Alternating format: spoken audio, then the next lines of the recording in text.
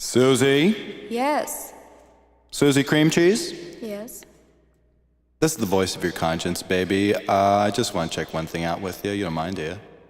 What? Susie cream cheese, honey, what's got into you? A promise is a promise. In the introduction to this YouTube series, we already mentioned that we'll be covering music from ABBA to Zappa and everything in between. In the previous episode, we ranked the studio albums of the Swedish foursome. Well, this episode is all about the man with the famous mustache, Frank Zappa. Because Zappa's body of work is so vast and his music is incredibly rich in different styles, it's impossible to capture the essence of this man in just one video. So consider this episode a teaser of what's yet to come. In the future, I'll take you through 10 essential studio albums and even dedicate a few special episodes to this elusive genius. There's so much to say about the man. Let's dive right in.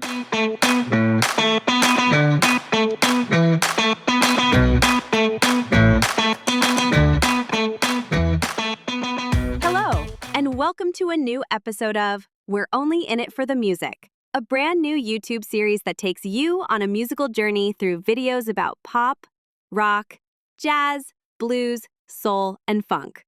In other words, from ABBA to Zappa and everything in between. If you're enjoying this series, don't forget to click like, subscribe, and hit that notification bell so you'll always be the first to know when a new episode drops. But enough of that. Never mind the bollocks. We're only in it for the music.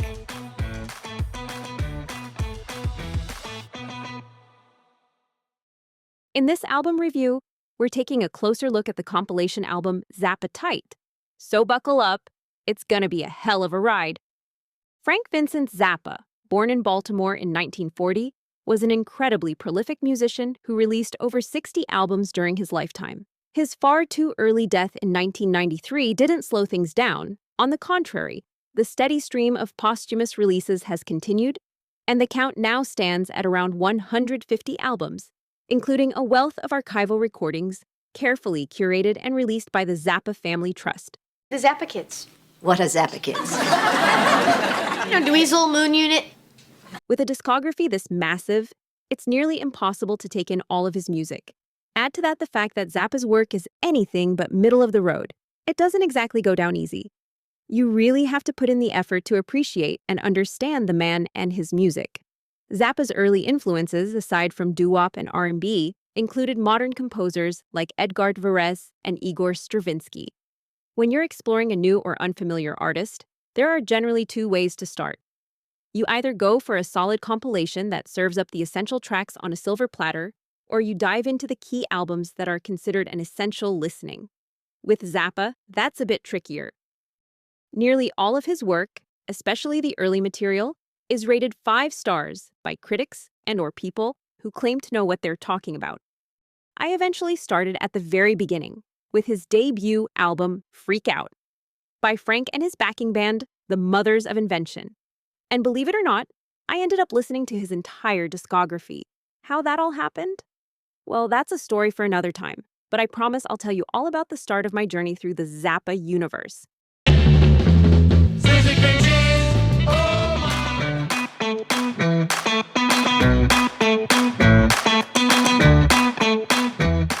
Zappa is, in truth, an artist who can't really be captured in a compilation album, let alone a one-disc best of. There are countless best of Zappa collections out there, but for me, Zappa-Tite hits the mark. It's no coincidence that the album carries the subtitle Frank Zappa's Tastiest Tracks. The songs on this record are presented to the listener like a 3-course meal, a concept that's also cleverly reflected in the artwork. Zappa-Tite was released in 2016 by Zappa Records, a label dedicated to preserving Zappa's legacy. This posthumous release is number 105 in the official Zappa Records series. One of the fun details of this series is the attention to design, especially in the CD spines. Each one features the now iconic logo of Frank's mustache. So if you, like me, have a row of Zappa albums on your shelf, you also have a row of mustaches. Because yes, the eye wants something nice to look at while listening to the music, and I always get a real kick out of the way these reissues have been designed.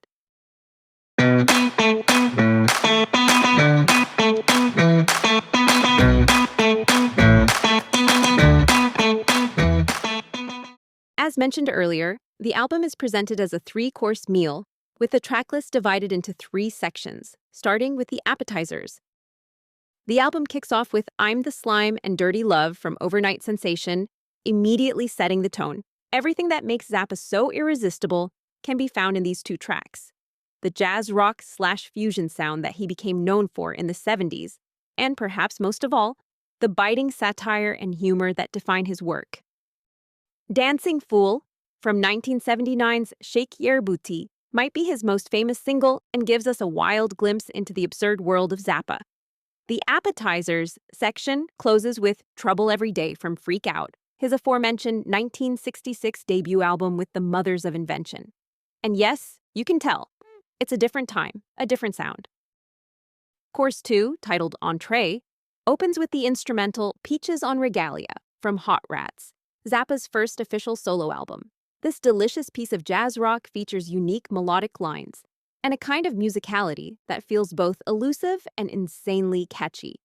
Tell Me You Love Me from Chunga's Revenge shows a more rock-oriented side, while Bobby Brown Goes Down brings us right back to Zappa's signature, if very crude, sense of humor. It's fascinating that someone as intellectually sharp and musically advanced as Zappa could also be so unapologetically vulgar. But that paradox is something we'll dive into more deeply in future episodes. You Are What You Is, from the album of the same name, is an irresistibly catchy tune that was, rightfully, released as a single in 1981. And then there's Valley Girl, the duet with his daughter Moon Unit. Love it or hate it, but Moon's exaggerated Val speak parodying the way teenagers talked in the San Fernando Valley turns this into a bizarre bit of rock parody that Father Frank clearly took pride in. Barf me out? Ha! Gag me with a spoon. Say what now? Joe's Garage. The title track of the conceptual album is a glorious throwback to the blues and doo-wop influences of Zappa's earlier work. But Frank doesn't give you much time to catch your breath. Cosmic Debris, from Apostrophe, comes in right after, without missing a beat. There's a brief stop at One Size Fits All with Sofa Number 1. And then we're given a final bit of advice: don't eat the yellow snow. Also from Apostrophe, it remains one of Zappa's most iconic tracks. Utterly absurd in lyrics, but musically just plain great. But I got a crystal ball! Time for the 3rd course. And in the dessert section, things escalate quickly, with a live version of Titties and Beer. Crude, anyone? Zappa ups the ante with G-Spot Tornado, from his 1986 album Jazz from Hell. Only Frank Zappa could have come up and gotten away with that album title and that song title. Cocaine Decisions from The Man from Utopia, 1983, is another standout, especially considering Zappa was famously and firmly against drugs. Drugs are bad. You shouldn't do drugs. If you do them, you're bad. Because drugs are bad, okay? It's a bad thing to do drugs, so don't be bad by doing drugs, okay? That'd be bad. Drugs are bad, okay? His music may sound so far out you'd think it was made under the influence, but no. Frank composed all of this lush, eccentric music on a strict diet of black coffee and cigarettes. Zoot Allures, the title track of the album of the same name, features an intro that stands as one of the true highlights of Zappa's sprawling catalog. And it's only fitting that the final dessert, Strictly Gentile, is a classical composition. In the last years of his life, Zappa became increasingly focused on composing classical music and working with full orchestras. It's to the credit of the compilers, Frank's son Amit and vaultmeister, archivist and researcher for the Zappa Family Trust, Joe Travers, that this aspect of Zappa's work is included as well.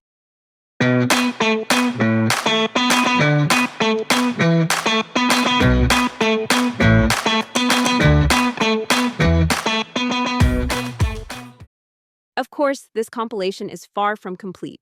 We're missing tracks like Montana and The Black Page, just to name 2 essential cuts. Other key songs that do appear on the earlier compilation, Strictly Commercial, are absent here as well. Still, Amit and Joe Travers really did an outstanding job putting this album together. If you ever come across a second-hand copy of Strictly Commercial, which has been out of print since Zappatite was released, I'd definitely grab it if I were you. But if you're looking for a more recent introduction to Zappa's work, Zapatite is a very solid place to start.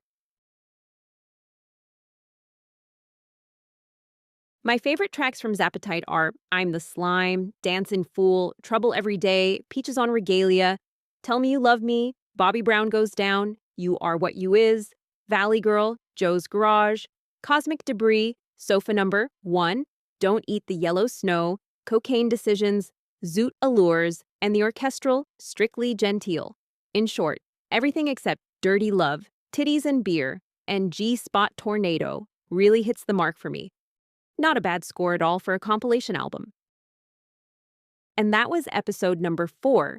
That was Frank Zappa's Zapatite. What do you think of Frank Zappa? What's your take on Zapatite? What's your favorite Zappa compilation album? And what was your best introduction or best way to enter the world of Frank Zappa and/or the Mothers of Invention? Leave a comment below and check out the full Spotify playlist for this series via the link in the description. Thank you so much for watching. See you next time. And in the meantime, drop the needle, press play, and remember, we're only in it for the music.